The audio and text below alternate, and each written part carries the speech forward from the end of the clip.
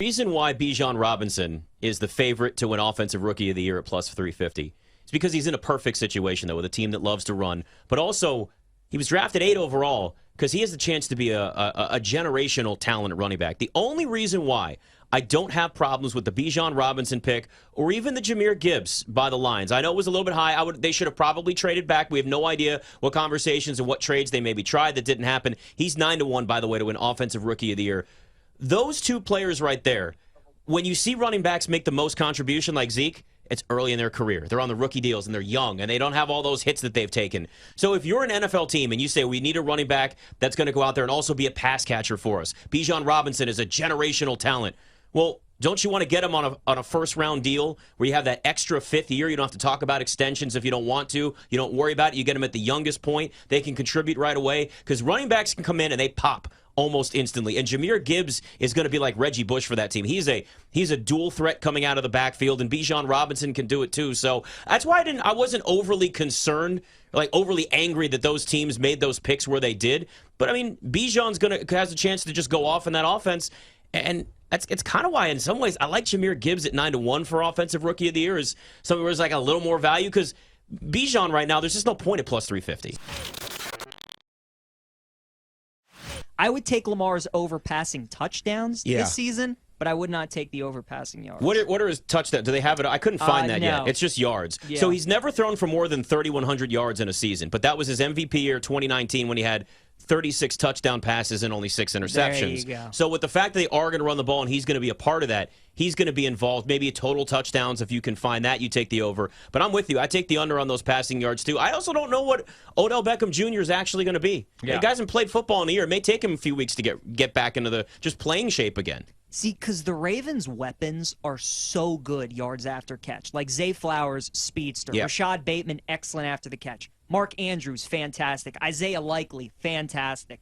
Dobbins out of the backfield. Like, all these guys are yak, yak, yak. So that's why I love the passing touchdowns because, you know, I don't think Lamar is going to go vertical that much, but it's going to be like a lot of red zone touchdowns. It's got to be a lot of like slants and that kind of stuff. So I love the passing touchdowns. What do you think about the Ravens plus 250 to win the AFC North? Because the Bengals are plus 115. Yes. The Browns are plus 350, which if I'm betting anything for value, I'd bet the Browns at plus 350, especially like everybody is excited about Deshaun Watson again for some reason. And then the Steelers are plus 650. And I think the Steelers are going to be a playoff team this year. I mean, they were almost a playoff team last year with Kenny Pickett. And he didn't even start the first couple games of the season. Trubisky did. Who would you bet if you had to bet somebody today? Man, that's tough. It is tough. I do like the Ravens, though. I like the fact that the Bengals won the division, so they're going to get the hardest schedule because they play all the first-place opponents. So that does help. Think it's unfair that Mahomes is in a tier all by himself? Yes and no. I mean, like, he's the best quarterback, and I don't think it's really close anymore. So do you think it's okay that he's in a tier all by himself? Yes or no?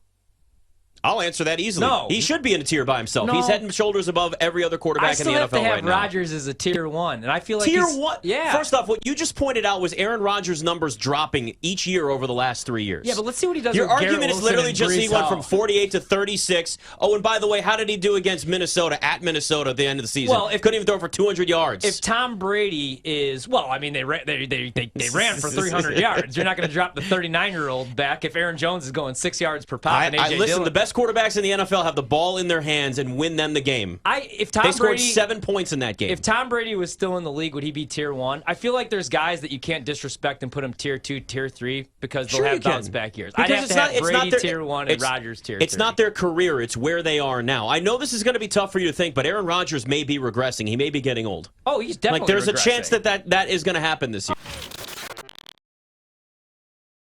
I look at a franchise in the Denver Broncos, look, you're playing in the Chiefs division, so you have to not only contend with them, you have to contend with the Chargers. I'm not really worried about the Raiders at all. So you got two franchises that I think are already on top of you. You got so many expectations coming into this season. I don't think it's as high as last year, but you bring in a guy like Sean Payton, the expectation of this fan base, especially here in Denver, where you got teams like the Nuggets competing for championships. You got the Avs who are winning a championship. The expectation for this team is not only to get to the playoffs, but show that you can compete in an AFC that's got Josh Allen, Patrick Mahomes, now Lamar Jackson's locked in with the Baltimore Ravens, and obviously Joe Burrow. Yeah, I was going to ask you about that. Just with Russ's contract and, just kind of like what he's done in this league, Sean Payton takes over. If he just doesn't look right, do you think, it's kind of like, they're pretty much attached to him, but could you see him getting benched or maybe them moving on from him after a year? Just because we know Sean's going to want to win. And I think Russell Wilson still got some good football, but there were some bad moments early on in the season. A lot of that probably had to do with Nathaniel Hackett, though, as well. Yeah, for sure. I mean, I don't expect him to be as bad as he was last season, but for the sake of argument, let's say he is that bad or worse. I do see a scenario in which Sean Payton walks up to George Payton's office and is like, we got to figure out a way to either get a young guy on a cheap contract and get Russ out of here, because it is a tough contract to get out of next season, but it's a guy in Sean Payton who is not very patient. I mean, we haven't really seen anything. It's been a blackout basically out at Dove Valley. We haven't been able to see anything because Sean Payton's trying to turn around the culture. So I think this is a scenario where Russell Wilson, he's got a lot of pressure going into this season because Sean Payton's one of those guys where he can go up against Russell Wilson. One of my criticisms of Nathaniel Hackett last season, it seemed like he wanted to be Russell Wilson's buddy so much of the time. You're not going to have that problem with Sean Payton. He runs the show here in Denver. Obviously, if you look at Russ's social media this time last year and right now, he was out there promoting so much stuff. Right now, he's been extremely quiet because Sean Payton is running the show here in Denver, and it's been very radio silent social media-wise. So I think there's a lot of pressure on him. I think he is going to have a comeback season, but in the case that he doesn't, I think there's a scenario where Sean Payton looks elsewhere. So there's no more Subway commercials like, shh, it's spicy. Yeah, no more Let's Ride. Broncos country, that's done. That's good, as it should be. Well, that's hard because for Jamal Murray to be successful, Nikola Jokic has to be successful. And on a night where Jamal Murray's scoring 40, Nikola Jokic is going for 20, 15, and 11.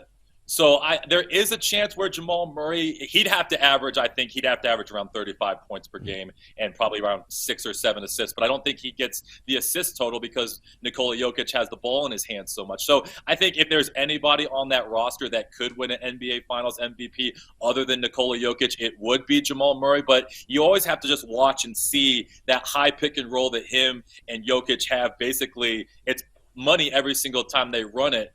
Jamal Murray, so much of his success is predicated on Nikola Jokic and his ability to get him the basketball, get him in the spot. So, I mean, Nikola Jokic, when you're talking about most valuable player to a team, I don't think there's anybody more valuable than Nikola Jokic. So it'd be very hard for me to put money on Jamal Murray winning that award. Well, the Bucks have had this history of trading for guys, and then in the playoffs they don't show up. And I think that they pulled the plug maybe on Jay Crowder a little too soon in this series, especially when Butler cooked you for 56. I would have liked to see like different looks. Right. And Jay Crowder's one of these guys that the Bucks traded for partly for defensive reasons. In the time that he did get on the floor, he was pretty bad in that series against the Heat. Now, they let Nikola Mirotic, that idiot, they let him go 6 games before they benched him against the Raptors finally for chucking up threes all the time. So I was a little surprised to see him get the hook that quickly. But the Jay Crowder thing's so weird because all year everyone knew he was going to get traded from Phoenix to Milwaukee. It took 5.5 months to make the deal. Then he comes here, doesn't play for a month, plays a little bit, has one game where he's awesome, then sucks in the playoffs, and then disappears and then whines to the newspaper. So, yeah, that is – I don't know. You'd have to ask – that's a weird – that is a niche question, but you'd have to ask Jay Crowder because